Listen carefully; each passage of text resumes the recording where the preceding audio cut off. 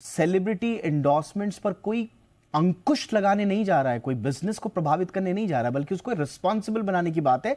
इसलिए बहुत इंपॉर्टेंटली इसमें कुछ जनरल एग्जेम्पशंस भी दिए गए हैं, वो बड़े इंपॉर्टेंट हैं, उन पे भी हम बात करेंगे। लेकिन फिलहाल मैं चलूंगा विक्रम जेठवानी के पास। विक्रम, हमने देखा कि ये पूरा सेलिब्रिटी या इन्फ्लुएंसर्स का एक पूरा का पूरा इकोसिस्टम है देश में, और अब देख रहे हैं कि पूरा का पूरा ब्रांड एंडोर्समेंट पूरा शिफ्ट हो रहा है इन्फ्लुएंसर्स की तरफ और डिजिटल माध्यमों से।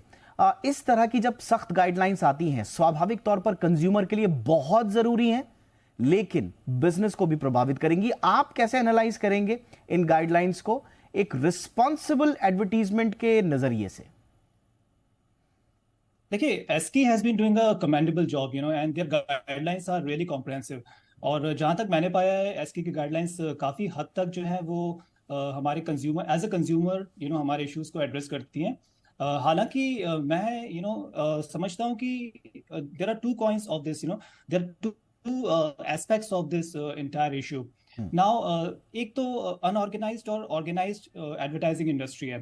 तो जो हमारी गाइडलाइंस आती हैं वो एडवर्टाइजिंग इंडस्ट्री तक तो पहुंच जाएंगी, विच इज ऑर्गेनाइज्ड, जो क्रिएटिव एजेंसीज या सेलिब्रिटीज हैं उन तक तो हम पहुंचा सकते हैं। लेकिन एक बहुत बड़ा ऐसा मार्केट है इन्फ्लुएंसर्स का जो रूरल मार्केट से ऑपरेट करता है, और या वो एक बहुत ही छोटे तबके से आता है जिसको हम रेगुलेट नहीं कर पाएंगे।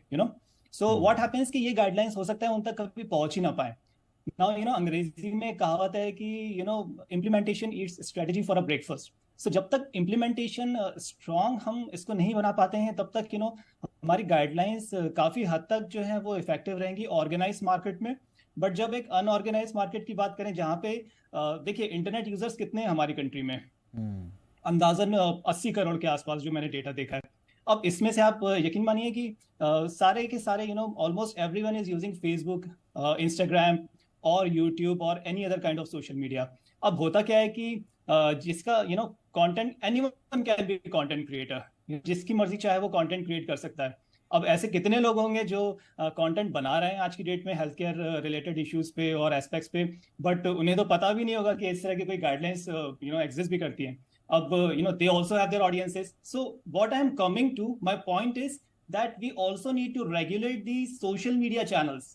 you know सिर्फ हमारी कंट्री इंडिया, सिर्फ हमारी कंट्री एक ऐसी कंट्री है जहाँ पे social media channels, social media platforms के लिए कोई इफेक्टिव गाइडलाइंस नहीं है, विच इज टू सरप्राइजिंग। जिस तरह के एड्स, जिस तरह का कंटेंट आप इंडिया में देखते हैं, ये कंटेंट आप वेस्टर्न मार्केट में कभी नहीं देखेंगे, क्योंकि वो अप्रूव ही नहीं होगा। यूट्यूब, फेसबुक, इंस्टाग्राम इस तरह का कंटेंट कभी अप्रूव नहीं करेंगे उन कंट्रीज में। Why? Because they are penalized for millions and billions of dollar. Ireland में रिसेंटली 390 यूरो डॉलर का फेसबुक पे फाइन लगा है। 390 million euros, that becomes around 3500 crore rupees. Can you imagine the magnitude of this entire issue?